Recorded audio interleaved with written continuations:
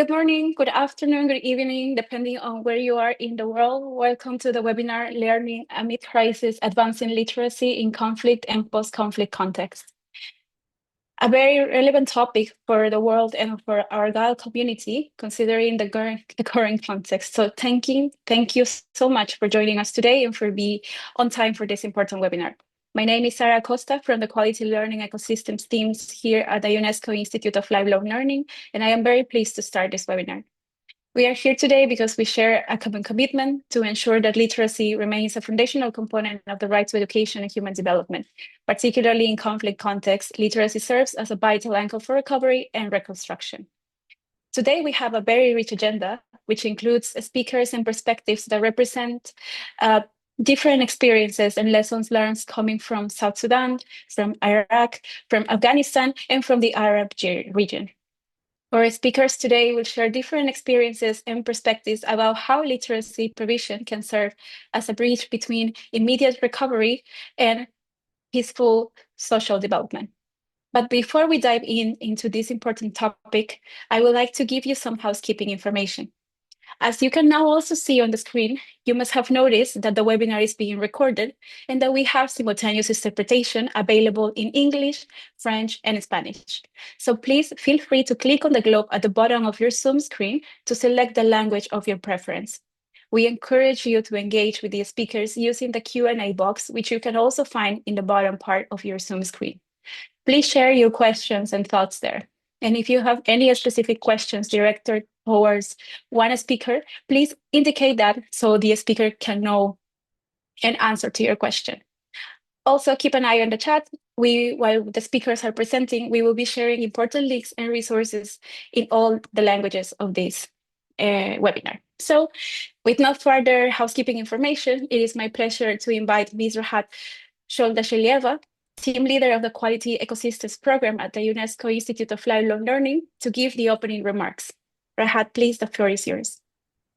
Thank you so much, Sarah. Good morning, good afternoon, good evening to everyone joining us from around the world.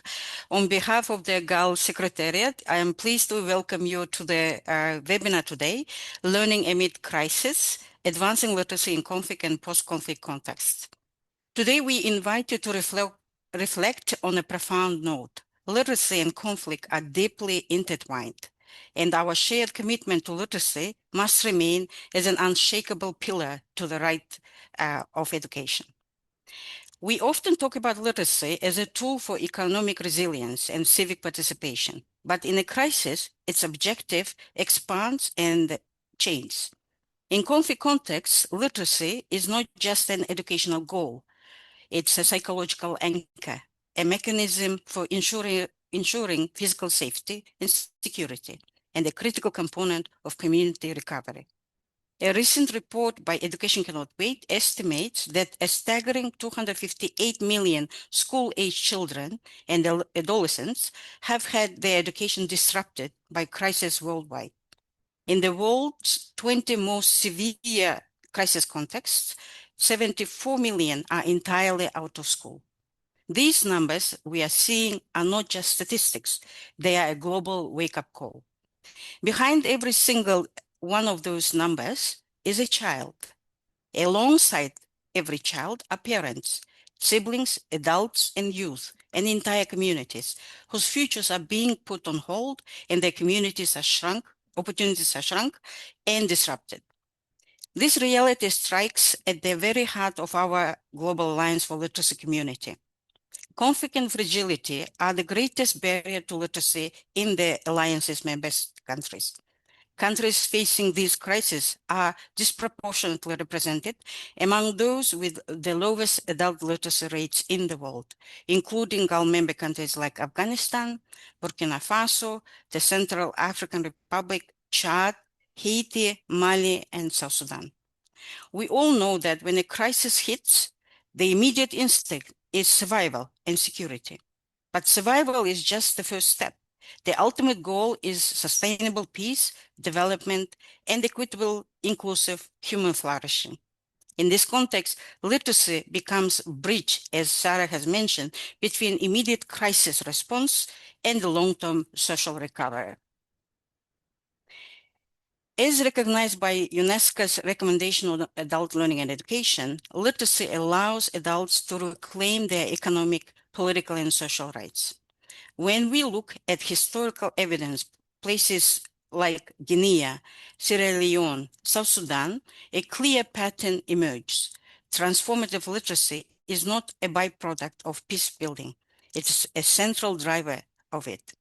It's what allows processes of forgiveness, reconciliation, and structural reconstruction to actually take root. Yet the environments where this is needed most face multidimensional poverty, violence, and shattered infrastructure and disrupted livelihoods and opportunities. Educators and learners are displaced, buildings are destroyed, and formal adult literacy programs are pushed to the absolute margins.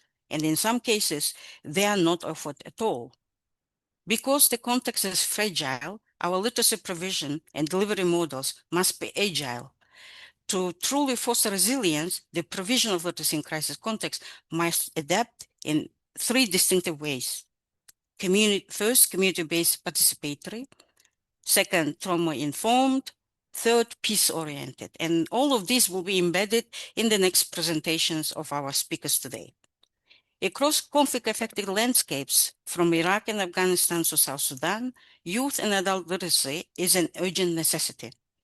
We have rich discussion ahead of us. Our distinguished line of speakers joining us today will share first-hand accounts of what it takes to design, implement literacy programs that are still transformative, inclusive, despite difficult conditions of crisis and fragility.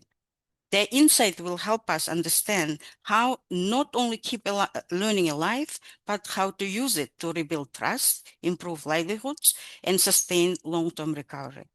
I want to extend my deepest gratitude to our speakers, as well as the facilitator of the session, for lending their vital perspectives today, and I will look forward to engaging sessions, to a very engaging session ahead of us. Thank you very much, and over to you, to Sarah. Thank you so much, Rahat, for setting the tone for this webinar, for highlighting the different channels in provision of literacy and how it's related with conflict context and the importance of it. With no further ado, I will give the floor to my colleague, Ms. Sara El-Athar, Head of Education Unit in the UNESCO Ramallah office. She will moderate the next session and guide us towards the different panelist interventions. So Sarah, please, the floor is yours. Thank you very much, Sarah and Rahat, and good afternoon to colleagues joining us from around the world. It's a pleasure to moderate today's discussion on advancing literacy in conflict and post-conflict contexts. As already highlighted by Rahat, literacy goes beyond foundational skills. The context affected by conflict challenges us to think differently about how literacy is delivered when schools, services, and institutions are under pressure. Innovative approaches, community-based solutions, and strong partnerships become essential to ensure that learning can continue and reach those who need it most. Today's webinar brings together 4 different perspectives on this challenge. Together, these perspectives will provide valuable insights into how literacy programs are being adapted and sustained in some of the world's most challenging contexts. We are very fortunate to be joined by 4 distinguished speakers today. Our first speaker is Mr. Samuel Demmarier, the Director General of Alternative Education System at the Ministry of General Education and Instruction of South Sudan, who will share South Sudan's experience in expanding literacy opportunities through alternative education programs. We will then listen to Professor Madhal Abdullah Al-Azawi, who will share experiences from Iraq on innovative approaches to literacy and adult education in a post-conflict and reconstruction context. We will then give the floor to our UNESCO colleague, Ms. Arjan Yousefi of UNESCO Kabul office in Afghanistan, who will present UNESCO's experience in supporting literacy, skills development, and learning opportunities for women, youth, and communities across Afghanistan. Finally, Dr. Fatima Rowaij from UNESCO's Regional Center for Quality and Excellence in Education will share reflections on quality assurance and inclusive literacy programs in crisis contexts. Before we begin, just a very brief reminder that each speaker has approximately 6 to 7 minutes. So we encourage our participants to submit questions also through the chat box throughout the sessions, and we will address as many of them as possible during the discussion segment following the presentations. So without further ado, let's begin with our first speaker, Mr. Samuel Demmarier from the Ministry of General Education and Instruction of South Sudan. I would like to invite you to reflect on the following questions. First of all, with adult literacy levels remaining low and conflict having left many learners behind, how has South Sudan used alternative education systems and other flexible pathways to expand literacy opportunities for youth and adults? And secondly, how is the government adapting literacy programs to respond to current challenges, including displacement, returnees, and climate-related shocks? You have approximately 6 to 7 minutes. The floor is yours. Thank you very much for this meeting. I'm very glad to join you this afternoon. And of course, as you heard, my name Samuel Demmarier, the Director General for Alternative Education System in the Ministry of General Education and Instruction, South Sudan. And of course, under Alternative Education System is the non-formal system in the country that work to provide educational access to out-of-school children, youth, and adults.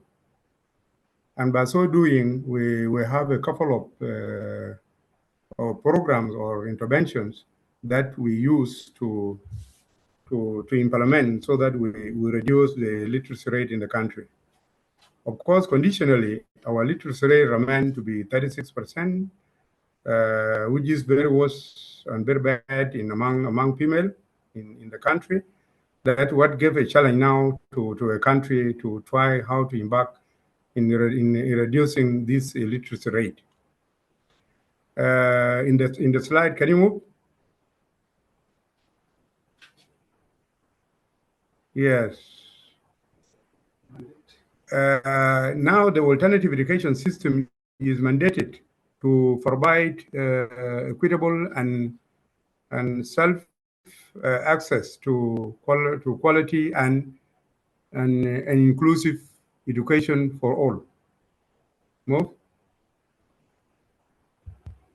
Yes, here they listed here about nine intervention or programs that can actually help the country to eradicate this literacy. We first have accelerating learning programs, which condense 8 years of primary to only 4 level. We have community girls schools, which targeting age of 8 to 12 among communities that doesn't have primary schools. And then we have pastoral education program, including fishing community along the rivers and in the kraal, where the teachers mobile with the learners. We have accelerated secondary education program. This thing also is for teachers who doesn't have secondary school qualification, because most of our teachers in the country are Arabic background, so they could not get access to complete secondary. We have accelerated primary education program, the same thing for teachers who doesn't have primary qualification, and this will upgrade them now to get a qualification in primary, and those who will succeed, they will transition immediately to accelerated secondary education program. That is an upgradation for teachers. Intensive English language course, of course, is for teachers and government officials who are Arabic background. This program is very important, and it's helping our teachers and government officials right now. Basic adult literacy and lifelong learning is a program actually helping an adult who miss education due to a war, due to 21 war that we obtained the independence. Functional adult literacy is to give our learners skill development where they can actually be self-reliant and they go to market and access. We have South Sudan Interactive Radio Instruction. This program is very important in the country. Even during the COVID-19, South Sudan could not close down schools because of this program. Move.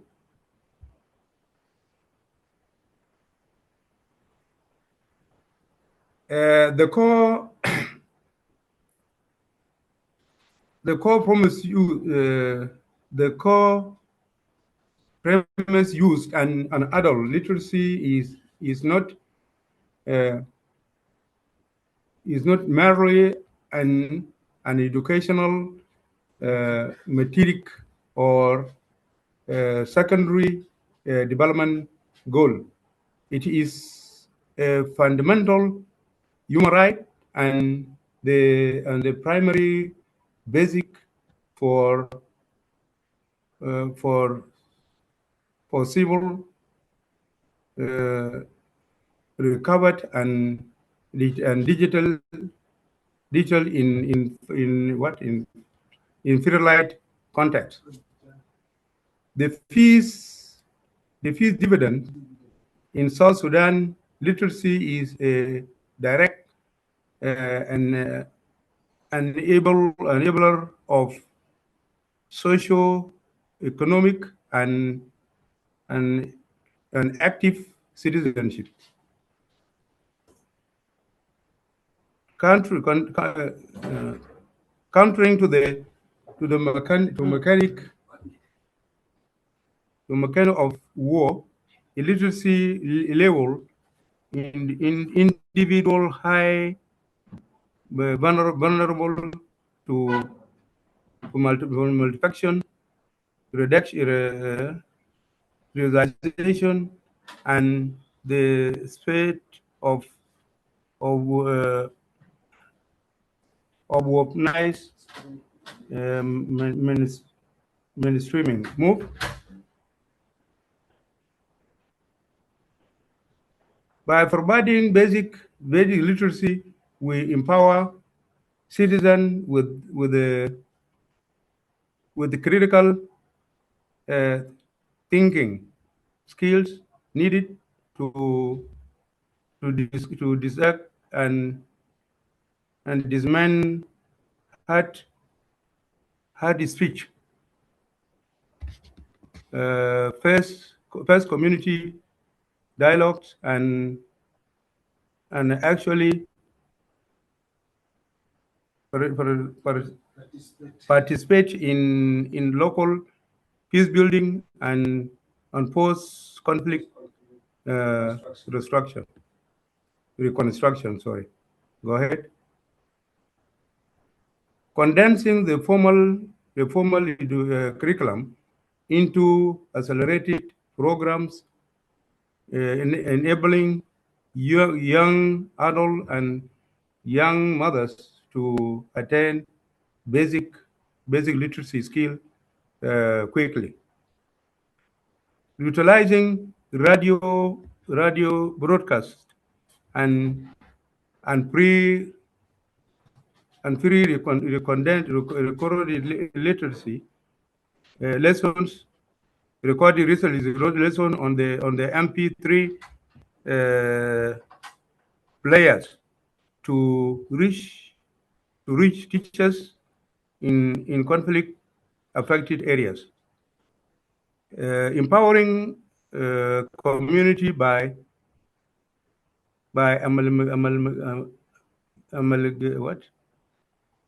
implementing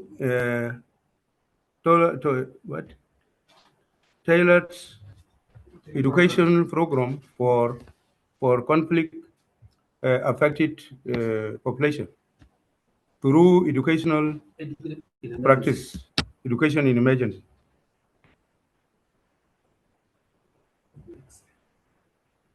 Infrastructure.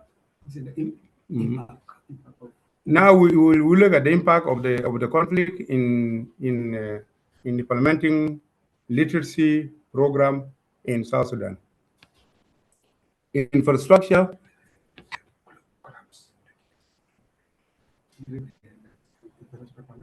Yeah, I think now the infrastructure in this context has collapsed. Most of the children are studying under trees now. Teachers.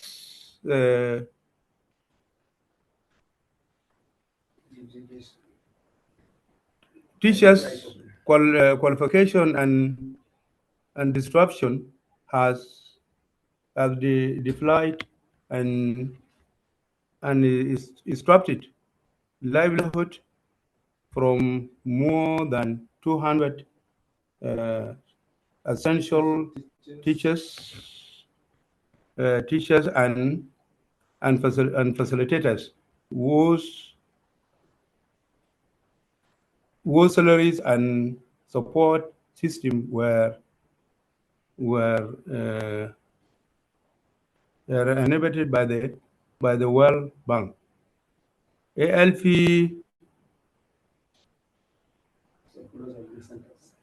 Mr. Marrier, if I may, and simply in the interest of time, could I kindly invite you to share your concluding reflections before we can move to our next speaker, as we have overreached our time. Thank you. Yeah, thank you very much. Of course, in conclusion, I would like to tell the audience that in South Sudan, under the conflict and post-conflict context, we were actually facing a lot of challenges among the adult youngsters and adolescents, among the female in the country. So the program that I presented earlier are to help our population go back to schools and begin to actually get the opportunities for learning. That's why we have so many interventions in different contexts, like in pastoralists, like in areas where there are no schools. That is the reason as why the country has established all these programs. And now the problem is that we don't have support in terms of funding, so that we run all these programs. That's why you can see our literacy rate now remain to be 37%, and the children, youth, and adults who are out of school remain to be 2.8 million in the country every year. Okay, thank you very much, Mr. Marrier, for sharing the policy perspective from South Sudan, and also for highlighting the importance of using flexible pathways and system-level responses in maintaining literacy opportunities, especially during crisis context. This brings us to our next speaker, Dr. Matal Abdullah Al-Azawi from the Arab House for Adult Education and Development in Iraq, who will share an NGO perspective on literacy and adult education in post-conflict Iraq. Professor Al-Azawi, I would like to invite you to reflect on the following two questions.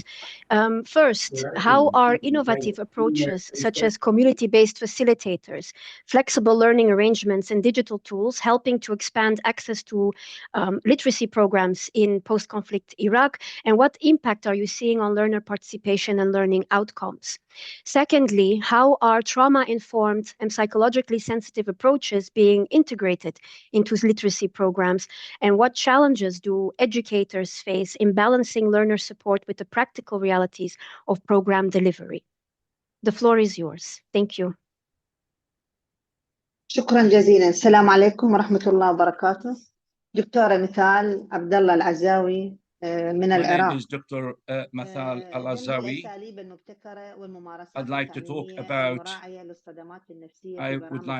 about innovative approaches contributing to improving access to and retention in education. Psychological support is very essential for the success of post-conflict literacy programs. Well, the conflicts and the crises that Iraq has witnessed have led to significant challenges in the education sector, including high literacy rates, school dropout rates, and reduced learning opportunities, and opportunities for many groups, particularly youth and adults. In light of these challenges, the need has emerged for more flexible and innovative educational models that combine technology, community engagement, and psychological support, thereby contributing to the integration of learners into the education process and improving the opportunities. We'll be focusing on two things. First, innovative approaches in literacy and adult education progress. Second, educational practices that are sensitive to trauma and challenges faced by teachers in fragile educational تعرض settings. النظام التعليمي العراقي لتحديات كبيرة نتيجة النزاعات والأزمات. Well, 2 ازدادت معدلات الأمية والانقطاع عن التعليم. as for the برزت Iraqi الحاجة education إلى system has faced أساليب significant تعليمية challenges as a مرنة result of conflicts ومبتكرة and crises. تستجيب Illiteracy, لاحتياجات الشباب illiteracy والكبار. and the school dropout 4 rates أصبح have الدعم increased. النفسي The need والاجتماعي has arisen جزءاً for flexible أساسياً and من innovative برامج teaching methods التعافي that respond وإعادة to the needs الإعمار. of the youth and adult. Secular support الأساليب has become an المبتكرة في essential برامج part of الحلم recovery تعلم and الكبار reinstruction هي تعلم programs. المتنقل، As for الميسرين innovative approaches المجتمعي، in adult ذات literacy التداول programs, الزمني mobile المرنة. learning, 4 community التعلم facilitators, flexible المدمج. 5 schedules, استخدام and blended learning, المنصات use of والأدوات digital platforms الرقمية. and الهدف tools. من تلك The الأساليب goal هي توسيع is to فرص expand الوصول إلى التعليم access وتحقيق to education and الاستمرارية achieve التعليمية. educational community. التعلم المتنقل والأدوات Mobile الرقمية. learning and أولاً digital توظيف tools. الهواتف First, الذكية في utilizing التعليم. smartphones in إرسال education. الأنشطة والمواد 2, التعليمية sending الإلكترونية. educational 3 activities and توفير materials التعلم في electronically المناطق or digitally, المتضررة providing أو learning النائية. in affected 4 or دعم remote التعلم areas. الذاتي 4, والتعلم supporting المستمر. self-directed النتيجة and من تلك هي زيادة learning, فرص lifelong learning. المشاركة The result, وتقليل increased الانقطاع عن opportunities for البرامج. participation and reduced دور dropout الميسرين from programs. المجتمعيين The والجداول role of المزج. community facilitators and flexible الميسرون schedules. المجتمعيون. Community أولاً facilitators, بناء الثقة first, مع المتعلمين. building trust with learners. 2 تعزيز 2, التواصل مع enhancing المجتمع المحلي. communication with the local 3 community. متابعة 3, المتعلمين providing on the الميدانيين. ground support أما to الجداول learners. المرنة فهي As for أولاً flexible مراعاة schedules, ظروف first, العمل والأسرة. considering 2 work and family استيعاب circumstances. النساء 2, والشباب العاملين. including working 3 women زيادة and young معدلات people. 3, المواظبة increasing والاستمرار. attendance and retention تقييم rates. فعالية الأساليب المبتكرة. Speaking of يتم the التقييم evaluation من or خلال assessment of معدلات the الالتحاق. effectiveness of innovative 2 methods, نسب the الاستمرار assessment is أو done التصرف. through enrollment 3 rates, الاختبارات القبلية retention and والبعدية. rates. 4 اكتساب 3, المهارات pre and post الحياتية. tests. 4, 5 رضا acquisition of life skills. المتعلمين 5, والميسرين. learning and 6 قياس facilitator الأثر بعد satisfaction. Number الانتهاء 6, البرنامج. measurement of impact after program completion. دمج الممارسات المراعية للصدمات النفسية. Integration تشمل trauma sensitive توفير practices. This بيئة includes تعليمية providing a آمنة. safe learning 2 environment. تدريب المعلمين 2, على التعليم training المراعي teachers in trauma للصدمات. sensitive education. 3 دعم الصحة 3, النفسية supporting mental and والاجتماعية. social 4 well-being. تعزيز 4, الثقة بالنفس fostering والانتماء. self-confidence 5 and a sense of belonging. استخدام 5, أساليب using تدريس participatory and تشاركية interactive teaching وتفاعلية. methods. أما آلية الدعم النفسي والاجتماعي Speaking of the فنحن بحاجة mechanism إلى of جلسات psychological and الحوار social والتعبير support, الآمن. we do need safe 2 dialogue and أنشطة بناء expression الثقة sessions to والتعاون. trust building and 3 cooperation building الإحالة إلى activities. خدمات 3, الدعم referral المخصصة to عند specialized الحاجة. support services 4 when needed. إشراك Number 4, الأسرة والمجتمع المحلي. involvement of أما family التحديات and التي local تواجه community المعلمين engagement. في العراق هي Speaking of التوازن the بين الدعم challenges of النفسي the teachers, وإنجاز faced by المنهج. teachers, first, محدودية الوقت balancing والموارد. psychological support within ضعف curriculum التدريب completion, المتخصص. limited time and تفاوت resources, مستويات inadequate, المتعلمين. inadequate, متطلبات التقييم inadequate والامتحانات. specialized training, هشاشة البنية varying المؤسسية في student levels, مرحلة assessment إعادة and البناء. examination in استنتجنا requirements, من تلك fragile الورقات institutional التي تم structure during طرحها the rebuilding phase. بالنهاية الأساليب As for المبتكرة the ممكن أن تسهم results, في innovative تحسين approaches contribute الوصول إلى to improving التعليم access والاستمرار to فيه. and retention in 2 education. أما ما يخص الدعم النفسي والاجتماعي Relating to فيعتبر psychological support, عاملا which is considered أساسيا في essential نجاح for the برامج محو success of الأمية بعد post-conflict النزاعات. literacy التوصيات programs. نوصي Recommendations. أولا First, توسيع 1, استخدام التكنولوجيا والتعليم expand the المدمج، use of والكل يعلم technology بأن and ما زال blended الوضع learning غير مستقر في because it's العراق still لحد هذه اللحظة من out ناحية of balance الكهرباء، in terms of استمرارية electricity, الكهرباء power, والقطع and المستمر everyday دائما. life services. لهذا نحن نوصي باستخدام We التكنولوجيا recommend توسيعها that والتعليم technology should المدمج. be used تدريب المعلمين على to الممارسات training teachers or المراعية train teachers in للصدمات. trauma-sensitive practices, تعزيز الشراكات بين المؤسسات strengthen التعليمية والمجتمعية. partnerships between 4 educational and community تطوير institutions, أنظمة develop تقييم flexible مرنة assessment تراعي systems, and أوضاع consider learning's المتعلمين. circumstances, 5 زيادة increase الاستثمار في investment برامج in تعليم adult الكبار education ضمن خطط programs within إعادة الإعمار. reconstruction في ختام plans. هذا العرض يتضح أن برامج محو أمية It الشباب seems والكبار that it is في clear that مرحلة literacy ما بعد programs النزاع for youth and لا adults تقتصر in على تعليم post-conflict القراءة situations are not والكتابة limited to فحسب، teaching بل تمثل reading and أداة writing, but are فاعلة also لإعادة effective tools بناء for human الإنسان reconstruction, strengthening social cohesion, and supporting sustainable development. Furthermore, because this is war or post-war time where we need to build human beings and combat anything relating to sectarian conflict. Furthermore, employing innovative approaches such as mobile learning, blended learning, and community facilitators directly contributes to expanding access to education, improving the quality of learning, and increasing retention rates. At the same time, integrating trauma-sensitive educational practices is an educational and humanitarian imperative to ensure safe and supportive learning environments that help learners regain confidence in themselves and their ability to learn. This in mind, this underscores the importance of investing in teacher capacity building, developing institution structures, infrastructure, and strengthening partnerships between education and community institutions in such a way to ensure the sustainability of adult education programs and their role in reconstruction and development. Thank you so much. Your attention is highly appreciated. Thank you very much, Dr. Al-Azawi, for sharing your experience and also for showing how very practical measures such as community facilitators, flexible schedules, digital learning tools can help make literacy programs more accessible while also ensuring that affected learners receive the support they need. We have already heard very interesting experiences from shukran. Very interesting experiences from South Sudan and Iraq, and we would encourage all participants to share any questions or reflections you may have to the text box, so we can continue the discussion after the presentation. Our next speaker is our UNESCO colleague, Ms. Arjan Yousefi, team lead for skills development and literacy at UNESCO Kabul office in Afghanistan. Ms. Yousefi, I would like to invite you to reflect on two questions.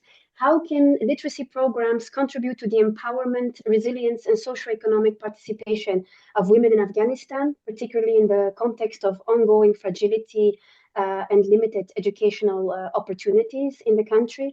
And secondly, what lessons can Afghanistan's experience offer regarding sustaining literacy and lifelong learning opportunities in crisis-affected settings? And how might these lessons inform broader international efforts to support education and resilience? The floor is yours. Thank you very much, Sarah, and thank you, colleagues, for this opportunity. Very important questions, Sarah, there. I'd like to take you through a brief presentation I've prepared, and in the interest of time, I may not go through all the details here, but would be happy to share their presentation afterwards. So I think before I take you through the slides, I would like to start by saying that I'm thinking of Afghanistan as not a case of or context of need only. I think Afghanistan's example is also a sort of circumstances or an opportunity for us to learn from globally when it comes to the provision of literacy and numeracy training in the country. I think in the case of Afghanistan, literacy is not only a skill or technical skill, it is connected to dignity of people, participation, and the ability of people to continue to make meaning in difficult circumstances, especially in the current context. When we talk about the challenge of literacy in Afghanistan, I would like to show you some rough figures. If you go to the next slide, please. As Rahat also mentioned in her introduction, that Afghanistan is a country with one of the lowest literacy rates globally. So as you would be able to see, only 37.3% of adults are literate. And among women, this is even more alarming, which is only 22.6%. And as most of you may also know, that Afghanistan is the only country in the world where girls' and women's access to education is banned systematically by the current administration. And as we speak today, it has been 1,740 days since girls have been banned from accessing secondary education beyond grade 6, and around 1,282 to be exact, since women have lost their access to university education. I think these restrictions are not separate from literacy outcomes, right?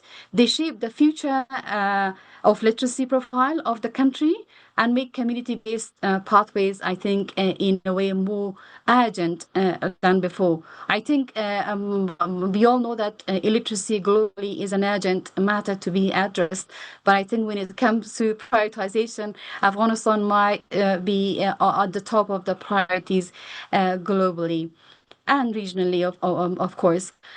So when we talk about literacy or education in general and its relationship with conflict, we think of it as a sort of mutual reinforcing sort of commodities. They have got this reciprocal relationship. As we know, conflict disrupts schooling, mobility of people, it disrupts provision of public service, and also trust among communities. And at the same time, exclusion from education, right? The conflict prevents access to education, and then lack of education fuels further tensions among communities and also social cohesion among communities. This is why literacy for us is beyond the skill for people to make, to sort of contribute to the economic, for example, lives, but also to think about the literacy's broader impact on the society and the country in general. To respond to some of the needs on the ground, UNESCO in Afghanistan has been active in the provision of literacy for a very, very long time. It's more than 20 years, 2 decades that UNESCO is supporting literacy sector in Afghanistan. I think this long-term presence matters of UNESCO in Afghanistan because it's not possible through short-term interventions to tackle these sort of chronic and very long-term challenges in Afghanistan.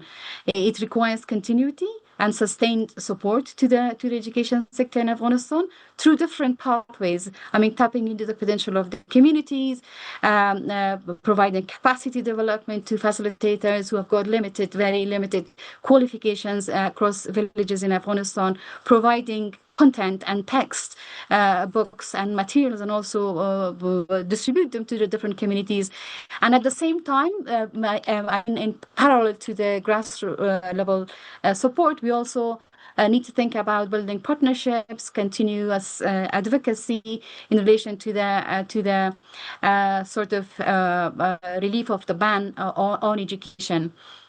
The next slide will take us to show us, at least I've tried to show that how forms the foundation for broader sort of outcomes such as skills development, improvement in livelihoods and resilience that we colleagues have also been talking about. We recently have conducted a trace study, and interestingly, this study shows that beyond the, measuring the tangible outcomes of literacy, such as the ability of people to read and write or engage in some sort of economic activities, we also understood, and the findings suggest that people link literacy to an improvement in their sort of agency and participation in, for example, in family decisions, better understanding their financials, for example, even if women, for example, not engage in economic activities, but at least they will be able to understand how much to spend and where,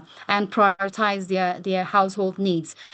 When we talk about the scope or the coverage of UNESCO program in Afghanistan, so far we have covered more than 1 million people, and as post Taliban time, which happened in 2021, we have been able to work directly with communities and individuals and cover more than 60,000 individuals among a youth and adult population. And of this, around 70% are women and girls. And we have seen this sort of progressing trend among adolescent girls to participate in our programs because of the ban, unfortunately. As we further evolve this program, we try to strengthen the focus on skills development and also include the provision of psychosocial support to individuals because of the various reasons, and also the very clear reason of the current case in Afghanistan, where people are struggling to make ends meet and to find any opportunities to engage in any act of learning. If you move to the next slide, please. In addition to reaching that number of learners, we have also been able to train around just below 4,000 facilitators, training thousands of master trainers, and then also developing digitized content to provide different pathways of access to the learners. And to respond to the last question, so what we can learn from Afghanistan, I think we found that it's very important that we keep learning local. We shouldn't be prescriptive in a sort of designing and delivery of our program. If you want to stay fit for purpose, and if you want literacy to be sort of responsive to the needs of different communities. Afghanistan is a very diverse environment. Despite the ban right now, there are some communities within different provinces who still take the courage to open up, for example, small schools and training courses. So it's for us to find those communities, find those networks, and also tap into their potential and work together with them to keep them afloat, and also to provide additional support to them. Linking literacy to livelihoods is very important, especially in a time where people struggle to put food on the table. Literacy by itself, or education by itself alone, is considered a luxury. I mean, people will ask, why should I allocate 2 hours or 3 hours of my daily life to attend a literacy class if it doesn't link to improving my daily life? So we have to be able to respond to those kind of questions on the ground.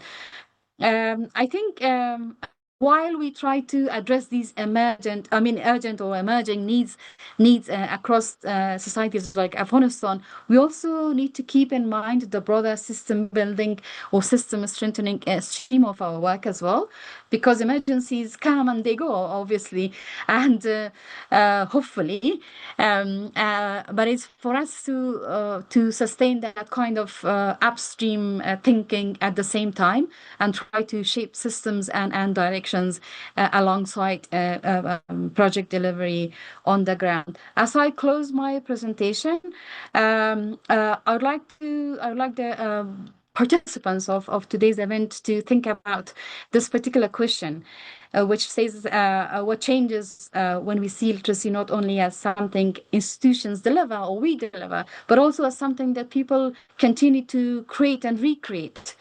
Under the circumstances of deprivation and inclusion in the case of Afghanistan. I think one last conclusion from me would be that the same question asks us also to recognize learners not only as beneficiaries, I mean not as beneficiaries at all, but as agents of resilience and social change. And I think that way we will contribute to long-term response to the needs on the ground and to the challenges we face. I'll stop here and give floor back to Sarah. Yes, thank you very much, Arjang, for sharing the experience of UNESCO's literacy program in Afghanistan, and of course highlighting very important lessons from Afghanistan. Our final speaker is Dr. Fatima Rouais, Deputy Director General of the UNESCO Regional Center for Quality and Excellence in Education. Dr. Rouais, I would like to invite you to reflect on 2 questions. First of all, what are the key characteristics of high quality and inclusive literacy programs in conflict effective and crisis contexts? And how can these be maintained despite resource constraints and instability? And secondly, what evidence do we have regarding the factors that most influence learning outcomes in literacy programs, particularly for women, displaced populations, and other vulnerable groups? The floor is yours. Assalamu alaikum wa rahmatullah. Good morning, everyone. I'm delegate delegated to join you today in behalf of the UNESCO Regional Center for Quality and Excellence in Education. I would like to thank UIL and JAL for organizing this timely and important webinar. It is an honor to share insights from the Arab region on literacy, quality education, and peace building in crisis contexts. Thank you about this is a question. We have some presentation about two questions. The first is the quality assurance for literacy and crisis contexts from emergency response to sustainable impact. Why literacy in crisis contexts? They also perpetuate poverty and vulnerability. Literacy in crisis context is a pathway to recovery, empowerment, and peace building. The quality of literacy programs determines whether an intervention is temporary or creates sustainable impact. 3 shifts required by the review. First one, streamline, reduce general institutional details and retain only what directly services literacy and crisis contexts. Second, clarify peace building, show how literacy can reduce exclusion, support dialogue, and strengthen social cohesion. 3, operationalize equality, move from principles to practical steps, indicators, and examples that audiences can apply. Core message here, quality assurance is the bridge between emergency, literacy activities, and measurable, inclusive, peace-supporting learning systems. Why literacy matters in crisis contexts? Crisis disrupts learning, but literacy can support recovery. Learning continuity, short, flexible, and community-based literacy opportunities keep learning alive when schools, teachers, materials, and data systems are disrupted. Protection and dignity. Literacy provides access to information, services, rights, and safer decisions, especially for women, youth, refugees, and displaced learners. Peace and resilience, when designed with conflict sensitivity, literacy can strengthen inclusion, dialogue, psychosocial readiness, and community participation. Evidence anchor literacy program and conflicts and crisis setting must explicitly link literacy, conflict, sensitivity, implementation, monitoring, and evaluation. How literacy function as a mechanism for peace building. Access, how access, reach, exclude learners fairly, and avoid reinforcing group inequalities. Connect, remove peace, and integrate peace safely, life skills, and conflict resolution. Participation also. Engage families, youth, women, and local communities in design and delivery. Also agency, health, confidence, communication, and civic participation through literacy. Cohesion, use learning spaces to rebuild trust and support recovery. Arab region highlights Lebanon, education and language policy are linked to identity and peace building. In Iraq, women's awareness and inclusion programs link literacy with participation. Somalia and Sudan examples highlight flexible and distant approach for displaces to our out of school learners. We have now many programs about these Arab countries. Quality framework, what must be assured? 5 quality domains for literacy and crisis contexts. First one, quality of access. Who is reached? Are women, youth, refugees, displaced learners, and marginalized groups include. Second one, quality of content. This content is relevant to daily life, peace, health, safety, livelihoods, and digital skills. Third one is quality of implementation. Are facilitators trained? Are learning spaces safe, flexible, and culturally, linguistically appropriate? Fourth thing is quality of learning outcomes. Have reading, writing, numeracy, confidence, and life skill improved. Final, quality of impact. As the programs contributed to social cohesion, recovery, participation, and livelihoods. This streamlines the previous framework slide into a particle audience-friendly structure. How quality frameworks work in practice. It is like operation cycle from standards to adaptation.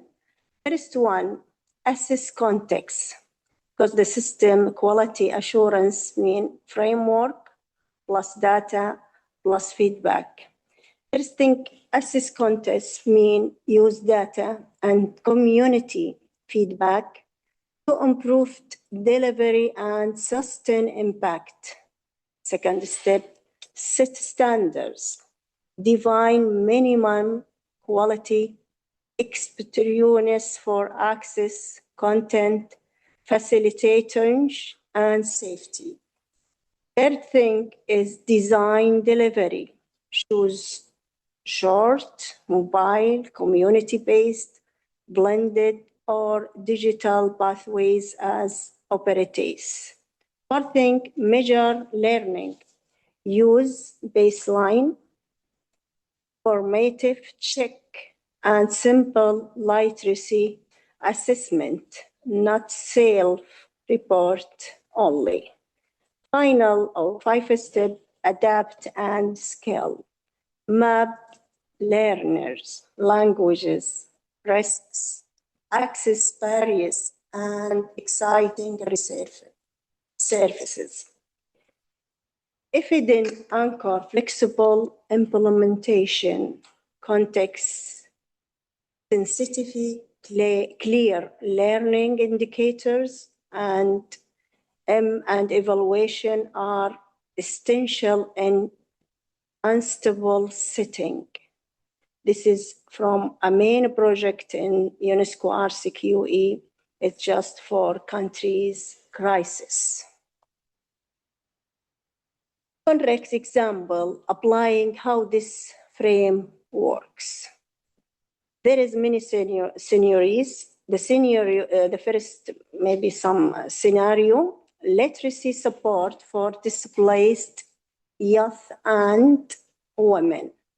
Crisis challenge,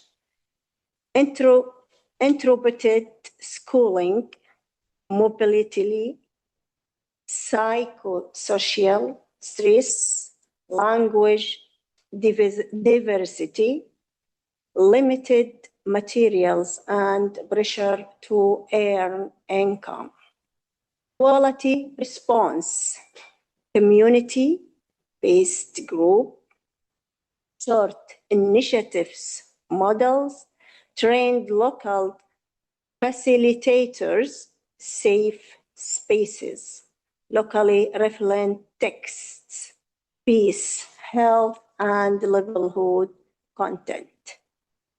Evidence to collect, attendance by group, baseline, and progress checks, learn work symbols, facilitator, observation, learning, confidence, community feedback, referral, and continuation pathways. The frame is not additional layer of bureaucracies. It is a simple tool to make crisis literacy safer, fairer, and more measurable. Concrete evaluation framework. Example indicators for quality assurance and evaluation. We have some domain like access, content, implementation, outcomes, impact. How, I will give an example about simple indicator and how to measure. Access, participation of women, displaced learners, refugees, youth, and marginalized group. How to measure registration data, disaggregated by sex, age, displacement status, and disability. Content materials are peace-free, relevant, and include peace, safety, and life skills. How to measure curriculum review, checklist, and learner facilitator feedback. Implementation, facilitator demonstrate literary pedagogy, psychosocial sensitivity, and classroom management.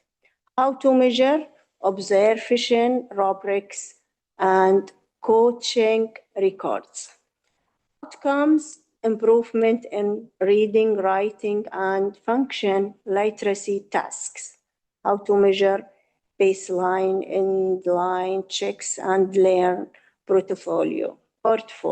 Impact, evidence of confidence, participation, social cohesion, or livelihood reference. How to measure focus groups, community feedback, or continuation, or referral tracking. Evaluation principle. Dr. Rawais, sorry to interrupt. Just in the interest of time, may I kindly ask you to bring your remarks to a close? Yes, thank you. What UNESCO can add from works, measure empowerment, capacity building, or knowledge and Arabic resource, also partnerships or research and policy uptake. This is about how can, this is webinar, I think propose collaboration between Pathway with UIL and GAL, how to co-design, like agree with the shared quality framework and terminology, also make a pilot, maybe apply the framework in selected Arab crisis. Another slide of fragile context. Also, we need learn, use evidence to refine indicators, tools, and facilitator support, final skills, dimension, guidance, and Arabic resources through UIL and GAL and UNESCO RCQE network. ACRIS should never be a reason for learning to stop. With the quality assurance, literacy can become a pathway to dignity, equity, peace, recovery, lifelong learning. Together, UNESCO RCQE, UIL, GAL, can move from fragmented initiatives toward a shared, measurable, and inclusive quality framework for literacy in crisis context. Thank you. Thank you very much, Dr. Rouais. I think we have now come to the end of all the presentations. So thank you also very much to all of our speakers for their very insightful presentations. While the context that were discussed today differ significantly, I think we can see a number of common themes that have emerged across the discussion, including how to continue reaching learners in situations of crisis and displacement, also the role of communities and educators in supporting learners, and also how to ensure that literacy programs remain both inclusive and effective under very difficult circumstances. We can now move into the discussion and our Q&A segment. We have already received a number of very interesting questions from participants, and I will group some of the questions thematically and will invite our speakers to reflect on them. Let me maybe start with the questions most related to Afghanistan. So I will direct myself to Ms. Arjan. Several participants, they raised, of course, questions regarding women and girls in Afghanistan, and also the challenges of course, maintaining access to learning opportunities in the current context of severe access constraints in Afghanistan. So the first question is, based on UNESCO's experience, what approaches have proven most effective in continuing to reach and support women learners, despite the access constraints within the very exceptional socioeconomic and political context? And a second related question is, how can literacy programs go beyond literacy itself and create pathways towards greater self-reliance, but also opportunity for women, including through skills development, as you have mentioned throughout your presentation, but also certification and other forms of recognition as well. So we would be very interested to hearing your reflections. Over to you. Thank you very much, Sarah, and colleagues, for raising these important questions. Well, I'll tackle all of them, address them one by one. First, talking about the provision of access to women and girls in this restricted context. So what UNESCO has been doing in partnership with other UN organizations and local implementing partners is that we establish literacy classes within the homes of facilitators and learners. So this way, women and girls are not required to go out of their, for example, community or villages, but they will gather in a very trusted sort of place or setting that has been provided by the same community, who are also willing or voluntarily supporting the sort of continuation of within these community settings. At the same time, this direct 10% provision of literacy through community mechanisms and settings, the program is also supplemented by distance education programs. We recently launched as a platform called Basawat. Basawat in Farsi means illiterate. It is targeting youth and adults who do not have literacy skills or have semi-literate.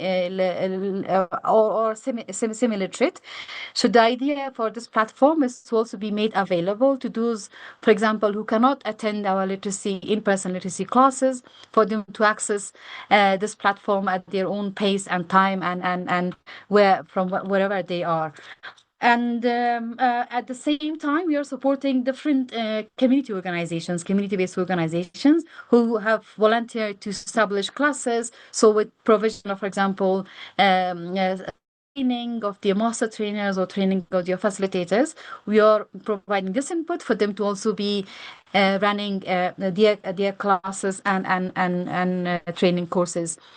when it comes to linking literacy to broader sort of livelihood development or resilience building, we link literacy to skills, and skills is designed for a specific sort of purpose by trying to first understand the demand in the market and also the aspirations of the learners within different communities. For example, in the area of, let's say, handicrafts, which is a traditional skill in Afghanistan, or artisanal skills, it's viable in the current context because, for example, if you weave carpets or felt or do felting, produce rags by felting, it can be done within the houses, within the women's houses. So we are trying to find entry ways through which we can literacy to the sort of economic activities, and also bearing in mind the restrictions that women are facing, meaning that they're not allowed to go outside without their sort of male companion in most sort of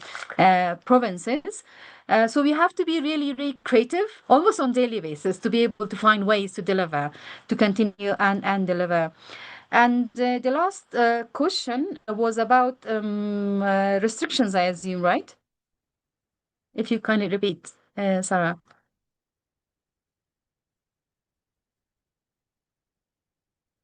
You're on mute. Sorry, I am muted. Yes, the second, you mean the second question, Arjang? Yeah. Yeah, so basically how literacy programs can go beyond the literacy itself, and that we can create pathways towards greater self reliance and opportunity for women through skills development, but also certification and other forms of recognition. Okay. Yeah, certification is very important because that will allow progression of learners towards different pathways, whether it be academic progression, for example, engaging in economic activities. Our program, I mean, the program that UNESCO supports, we do provide certificate for literacy, and there has been a sort of equivalency, testing with the sort of general education. For example, our literacy level 1 is equivalent to grade 3 of general education, and we do provide certificate to the learners, and that's equivalent, as I mentioned, to grade 3, and so on. And when it comes to the certification of the skills development, which links our work to TVET authorities in Afghanistan, it's a bit tricky, it's complicated, it's not easy, but we have just started aligning different competencies of the skills development component of our literacy program to national occupational standards framework from the previous government. So because those standards have been developed through a long process of research, consultation with neighboring countries, so that framework is already there. We have pulled out those asset that has been created already, and then we are trying to align our competencies of the skills component of literacy with those national skills standards, with a view to also try to find a sort of sector-led certification or assessment pathway, working with the private sector mainly. Thank you. Excellent. Thank you very much, Arjang, for your very elaborate answer. There's been also a few other questions. So let me now turn to some of the more practical challenges of delivering literacy program in emergency and post-conflict settings, for which I think we can draw from the experience in Iraq. So for Dr. Al-Azawi, one participant asked how teachers can balance the immediate need to provide emotional and psychosocial support while continuing to develop learners' literacy skills.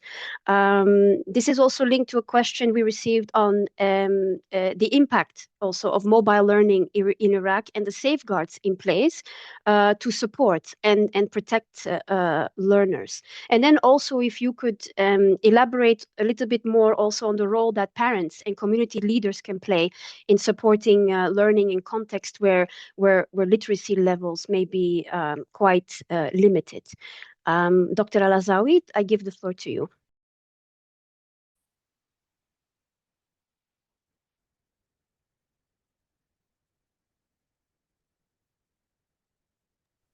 Doctor, you are muted. الصوت غير واضح. السلام عليكم ورحمة الله وبركاته. Hello, everyone.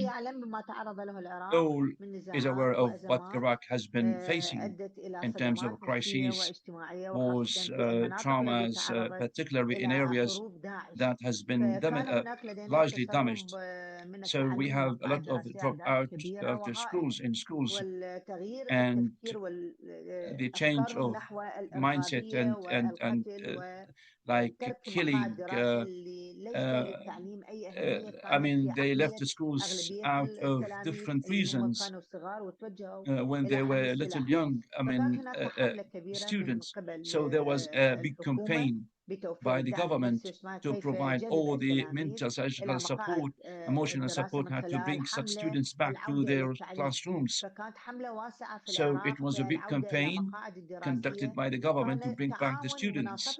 It was like it was based on close cooperation by the government and other organizations and institutions to provide infrastructure, tools, instruments, everything so that students can be better enabled to learn away from the extremism.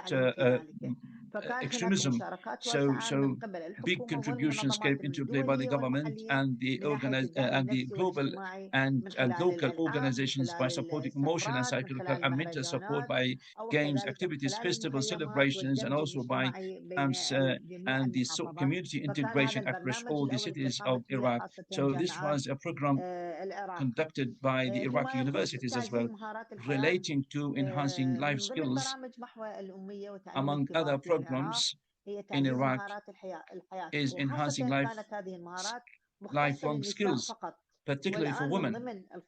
And now among the future steps is to integrate the lifelong skills for men as well. So lifelong skills were very basic, but now we have scaled up, including all the everyday life skills and the labor market requirements or needs and the skills so that we can at least bridge the needs, particularly for the people who don't have any kind of learning background. So we encouraged all the people to go to the learning centers to acquire more skills, very much like workshops, for example, handicrafts. Like they help and supported people not just like literacy and the writing and reading skills, but also their technical and professional and vocational workshops. So in short, not all the literacy centers have just like literacy skills. Very limited centers based on the needs and the budget of each and every city has some kind of infrastructure for the tools and equipment, and still in Iraq, the political and the economical situation is still unstable. So we're suffering from the inability to implement such kind of courses or pathways to reach as many people as possible. I mean, individuals, women, men, young people, so that we bring back the people to the normal, because this is something that we see every day. There is a kind of relative stability, but it's not absolute stability. Economically speaking, Iraq is unstable. Politically speaking, Iraq is still unstable.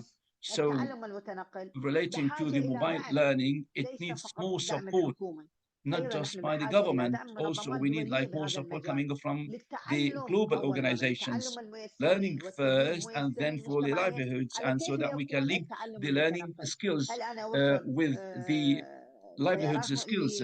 For example, what if such a learner is completed, I mean, has learned a lot of skills, but nothing like there for the livelihood. So we need a lot of support. Other approaches that we have innovated and we have like designed, we hope to come into play in the future for which is like mobile learning and digital learning and the flexible the role of parents. This is a very important question. They didn't have any kind of support. Why? because certificates and licenses did not play any role because of the war crises and different problems coming into play in Iraq. So many people have a lot of certificates, degrees, and pushed into the labor market and get some livelihoods. It paid nothing. It paid off nothing. I'm talking here about the poor families below the poverty line. But there is a middle class middle class in society. They are still there, pushing and encouraging their sons and daughters to learn more and more. But most of the people, to be honest, are still suffering from the political and economic crises. There is a big campaign, to foster awareness, the awareness of the people, led by leaders, teachers, and facilitators of high competencies. They are highly charismatic to push students, parents, sons and daughters to encourage them to go back to their classrooms. And I believe this is a very successful step that we have achieved, that we have attracted many students, many dropout students back to their classrooms, which is considered one of the most important steps championed by the Ministry of Education.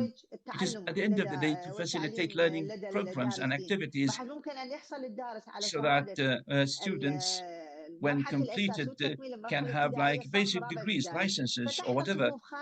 We opened new classrooms like fourth graders and fifth graders, encourage them to take the ministerial exams because it is considered a very important step when students pass such exams. It is standardized. Once they have this license or certificate, it means they will have like more pathways open up to their future. And once they complete the intermediate school stage, then this is very good for them so that they can progress in their educational career.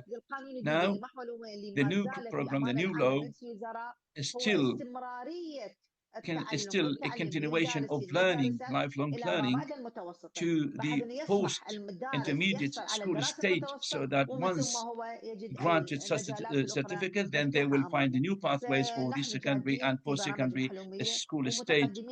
So we are making much progress, and Iraq has different successful experiences when it comes to literacy, but given the curious economical and political situations, we have started to overcome such difficulties. Thank you so much. Thank you. شكرا جزيلا Dr. Al-Azawi for your very thoughtful response. We still have a final group of questions which relate to quality assessment and the broader systems needed to support literacy provision in crisis context. So I would like to point my question at Dr. Fatima Rawais. One participant asked how learners' progress can be assessed in context characterized by high levels of mobility and displacement. Linked to this, we also received a question also on certification, actually, on how literacy programs can provide certification and recognition of learning that supports learners, particularly women, in accessing further opportunities. So from a quality assurance and systems perspective, I would be very interested in hearing your reflection on these questions. Over to you, Dr. Fatima. Thank you, سارة. يمكن أنا الآن بس بجاوب باللغة العربية، كان عرضي باللغة الإنجليزية. I'd like now to speak in English. ونحن معنيين بالمنطقة العربية. بالنسبة للسؤال اللي يتعلق بتقييم الجودة والنظام الأوسع وكيف question relating to quality and how is it to have like diverse support for equity and justice for how is it possible for us to progress or to assess the progress of teachers. The center has worked on different programs to identify the needs of the countries, particularly the countries that face problems, crises, Yemen, Somalia, Libya, Syria, and other countries, in such a way so that we will help them to have like a model for the quality of learning in the time of crisis. Of course, some are political, some are economical, and some are humanitarian. These are the key pathways. We have a group of standards for the assessment of teachers. After the assessment has come into play, part of which is capacity building, so that we ensure and we cope up everything. And this is very integrated ecosystem to support teachers in classrooms. But again, moved from the policies of the Ministry of Education all the way up to the school level or the classroom level, part of which is enablement or empowerment, and some is capacity building, and some others to enhance the curricular and the infrastructure of school. And you know now the digital evolution, and now the center has worked largely on developing capacity building platform. But inside this, of course, we have a lot of standards for the competencies of teachers, such as like professional, technical competencies, value-based competencies, curricular-based competencies, and pedagogy competencies relating to the licenses and, for example, literacy programs. How can they be licensed and be recognized by for women?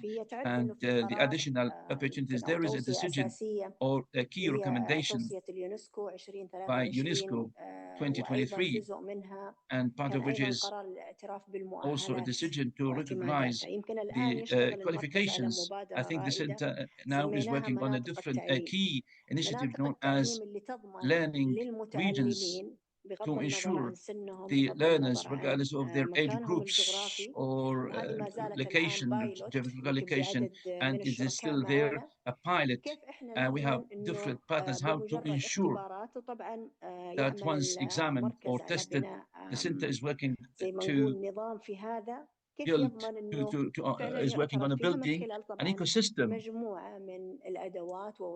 using different tools and instruments for assessment. So when ensure fully to have like full recognition of such learning, because we are now in a stage where to recognize lifelong learning is not just like to learn, it is long life learning. So part of which of the data is identified, and other programs and projects along with our key strategic partners. I hope I answered the questions. And the reference framework for quality assurance also focuses on this. But these are strategic pathways innovated, of course, to enhance lifelong learning and to recognize such kind of learning. Thank you so much for your questions. Shukran. Thank you very much, Dr.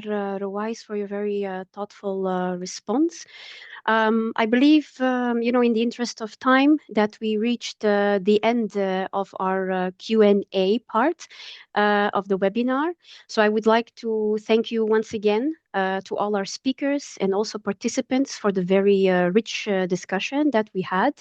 Participants raised a lot of very interesting questions, but unfortunately, we cannot respond to them all individually at this time.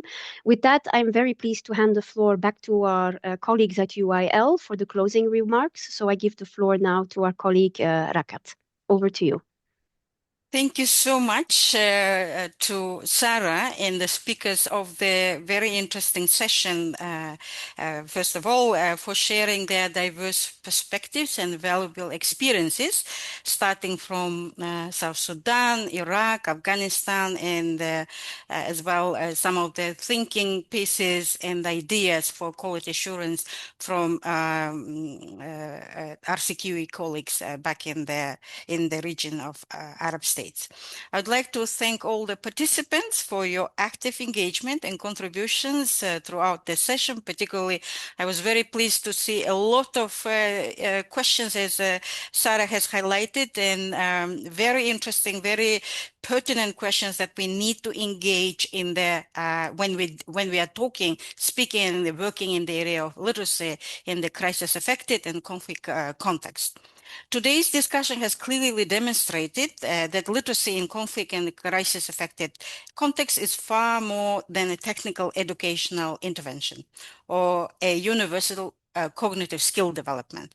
It is a vital embedded social practice, and also embedded as an integral component of the right to education. From this perspective, literacy is lifeline, a tool for empowerment, a pathway to dignity, as our colleague Arjan has highlighted a lot during her presentation and during her responses to the questions. And the literacy is a critical foundation for rebuilding lives, communities, and systems, as our speakers from South Sudan and Iraq also highlighted in their presentation. Across these examples shared with us today, we learned that literacy in crisis contexts is not just about reading words, somebody has highlighted again, it's about reading the world safely, securely. And the literacy course acts as a dynamic space where individuals negotiate, rebuild fractured identities, restore their agency, and allow them to reshape their own narratives. And I think I really like the way Arjan has highlighted about recognizing the agency of the literacy learners instead of seeing them as only beneficiaries of our educational interventions. Several key elements have emerged from our exchange and from our reviews of literature and work experience at UIL as well when viewing literacy through social practice lens. I want to highlight a few notes on a few points on it.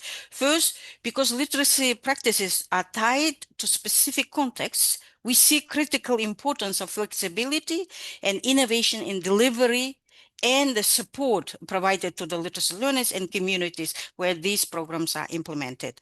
Empowering community-based providers, particularly those who are actually coming out of these communities themselves, and utilizing and engaging community-based facilitators and using low-tech mobile and digital learning. Of course, somebody has highlighted over the relevance of such technologies and as well, and alternative educational pathways ensures that programs honor, adapt to the local context and changing mobilities of these learners.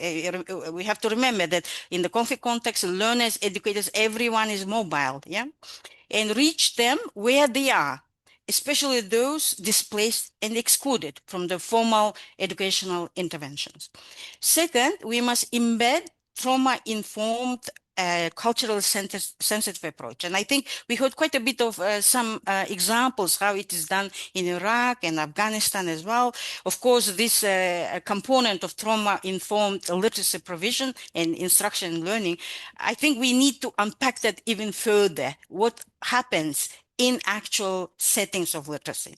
This recognizes that learning does not take place in isolation from the deeply embedded lived experiences and the ideological realities of learners affected by the conflict. I think we need to raise these questions even more to learn more about the ways how to deal with it more effectively as well.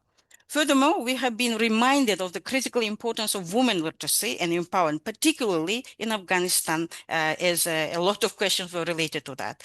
And I think that in some contexts, unfair laws actually limit the opportunities of the women and adolescent girls and many other disadvantaged groups. And I think we need to raise these issues at the international level as well.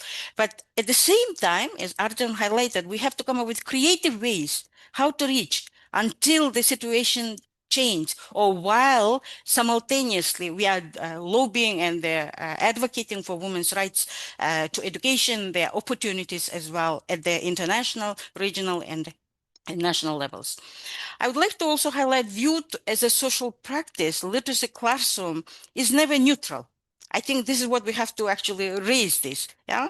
The programs have to create transformative spaces for agency, and collective participation and resilience for women and for other learners of educational programs. These experiences offer important lessons for the global community on how to sustain meaningful learning by leveraging local knowledge. And I think it's very important that we enrich this local knowledge, how we are doing it in the conflict context, and what kind of lessons we are learning, what kind of challenges and what kind of strategies are emerging in these settings. It also calls upon organizations such as UNESCO and others to recognize how literacy practices intertwine with daily survival, urging a connection between literacy funding and broader humanitarian sectors such as health, nutrition, and livelihood training. Literacy is most effective and sustainable when embedded directly into programs that solve immediate material survival needs of literacy learners in such contexts. From a policy and system perspective, today's discussion has emphasized that literacy must be positioned not as an afterthought or as an additional activity, or as an isolated educational program, but as an essential foundational component of response and recovery efforts of the organizations and the countries. This requires moving away from one-size-fits-for-all approach, I think, but to investing in high-quality, inclusive, and fair programs that strengthen educators' capacities as facilitators, engage with the communities deeply as co-creators of such programs, and ground interventions in evidence, as Ms. Fatima has highlighted, to ensure meaningful and sustainable learning and development. At the same time, the challenges remain significant, and they were highlighted. I don't want to repeat again. Yet today, we learned few examples that even in the most difficult circumstances, there are powerful examples of resilience, commitment, innovation, and impact. And I think we have to build upon them. And with that, I would like to, in closing, I want to invite all of the participants, including the speakers today, to continue this vital conversation that we have started through this webinar today on the GAL Community of Practice platform, hosted on the UIA Learning Hub. My colleagues will be posting the how to sign up for this, because today's session, along with other past webinar recordings, will be available on this platform to serve as a learning resource for future policy and program design. It's our sincere hope that this platform will foster rich peer-to-peer exchange and inspire learning and inspire development of new partnerships among GAL members and beyond. I was very pleased to see several requests for partnerships, and I think we'd like you to go into the platform and engage there. And we'd like the members and participants to forge these partnerships on the platform with one another as well. And with that, I would like to highlight that if you have any further questions to the speakers or to the Secretariat of the Alliance and would like to continue these discussions, or you want to co-organize such webinars as GAL member or the partner, please feel free to reach out to us through our email addresses, which our colleague is writing there, uilgalsecretariat@unesco.org. With that, thank you once again for joining us today on this important topic, and big applause to my team who made this webinar possible, and for their organization and meticulous planning. And I would like also to thank all the interpreters who actually helped us communicate and discuss and engage on this important topic. And I would like to have say special thanks to our partner RCQ for the support they have provided with the Arabic translation. We look forward to seeing you all in the future GAL activities and webinars, and goodbye and au revoir and auf Wiedersehen to you all around the world. Thank you very much.